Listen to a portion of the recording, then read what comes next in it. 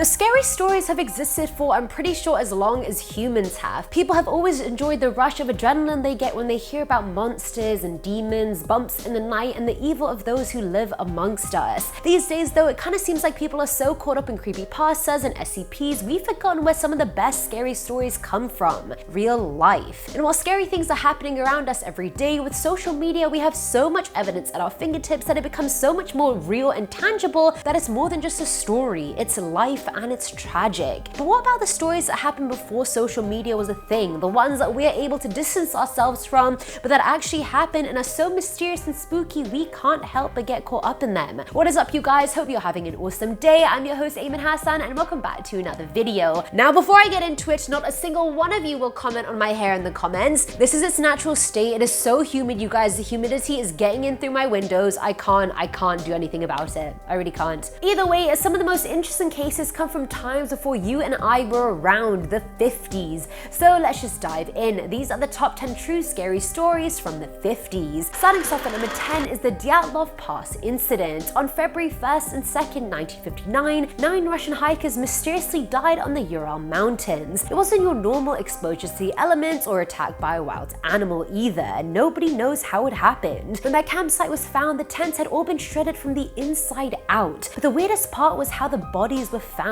For one, it appeared that they left the campsite of their own accord, but many of them were naked except for their underwear. Why would they just leave like that? Plus, one of the hikers was found dead with crazy amounts of radiation coming off of him. Others showed intense physical trauma, including a fractured skull and major chest fractures. Even more gruesome, one victim was missing both its eyes and another was missing their tongue. Other hikers reported years later that on the night of the incident they saw strange orange orbs in the sky. Autopsies show that their injuries weren't caused by animals or people, so what could have caused it? Natural elements aren't going to rip your tongue out or cause your body to be radioactive, and to this day nobody knows the true story of what happened to them. But I did a video on all the theories that could have happened to them, so check it out if you haven't already. Coming in at number 9 is the Los Feliz murder mansion. Early December 1959, a horrific murder-suicide took place. One night, Dr. Harold Perelson murdered his wife with a double-ended hammer and tried to murder his 3 children as well. When he started hitting his eldest daughter, she woke up and started screaming, alerting the 2 younger ones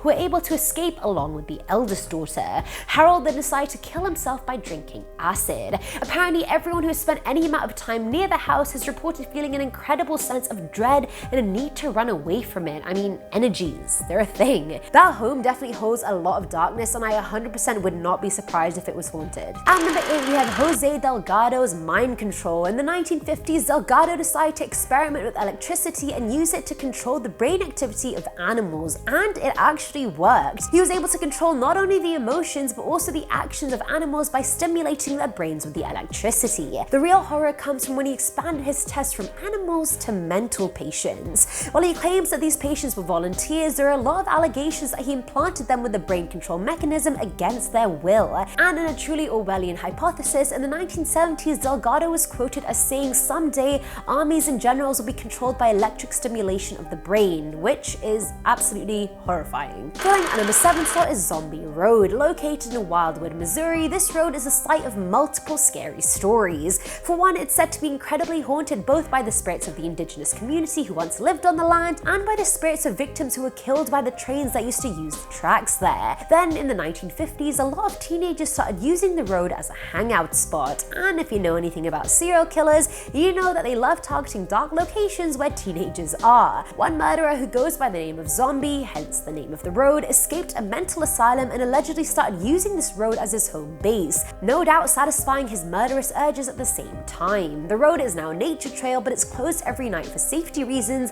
and there are hefty fines for trespassers, so don't even think about it. Now at number 6 is the Trans-Allegheny Lunatic Asylum. While it was initially opened in 1864, it wasn't until the 1950s that it reached its absolute capacity of 2,400 patients. Oh, and it was originally only designed to hold 250 people. This massive overcrowding led to a lot of inhumane conditions, including lack of heat, people being held in cages, and lobotomies being performed apparently to try and fix the overcrowding problem. Naturally, patients started becoming violent, attacking staff and setting fires. And to this day, the building is listed as one of the most haunted in America. Coming in at number 5 is Poinsett Bridge. Located in South Carolina, the bridge was constructed back in 1820. It's apparently now home to the ghost of a man who was killed when he got into a car crash there in the 50s. Since then, people who dare to walk through the bridge at night have reported seeing floating orbs, random lights, and hearing disembodied ghostly voices. People think that the lights that they can see could be the headlights of the ghost's car, reliving the moment it crashed for the rest of eternity. At number 4 are the Pollock twins. In 1957, 11-year-old Joanna and 6-year-old Jacqueline Pollock both passed away in a car accident.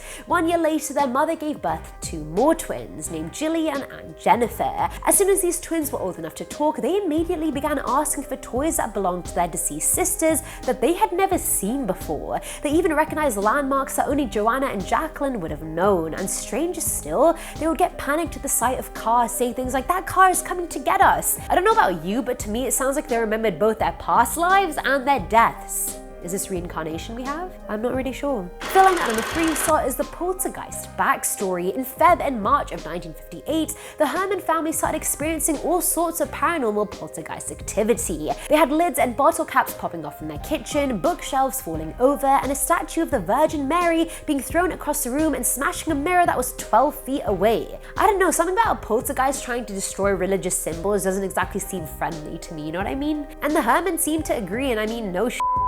Even when they got a cop to come and check it out, he was almost struck by a glow being thrown across the room at him. Eventually, the family called in priests and ministers from other religions to conduct rituals and exorcisms on the house, but even that didn't work. Then suddenly, as quickly as everything started happening, it all stopped. The family moved out after the haunting ceased, but I don't know, I feel like I would have moved out as soon as the first light bulb exploded. Like, I don't have time for that. I don't want to risk my chances with that. I'm not doing it. Now, at number 2 is Overtoun Bridge. This one's more of a sad mystery than it is a horror story per se. Since the 1950s, the Overtoun Bridge has seen dogs jump from it at insane rates, approximately 1 per month, and nobody knows why they do it either. Dogs that survived the 50-foot drop who are taken back to the bridge often try to do it again, and it isn't even like it's random either. All the dogs jump from the same side of the bridge in clear weather, and all of the dogs were breeds that had longer snouts. Maybe they're smelling something that makes them do it. And finally, at number 1 is Ed Gein, the infamous serial killer.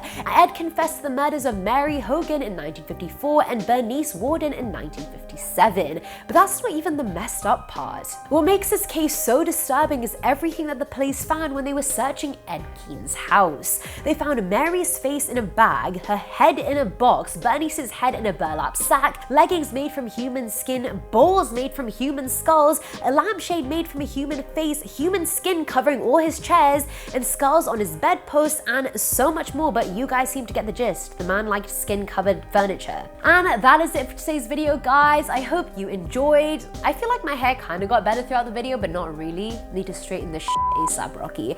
Let me know what you guys thought in the comments below. As always, I'm your host, Ayman Hassan, and I'll catch you in the next one. Bye!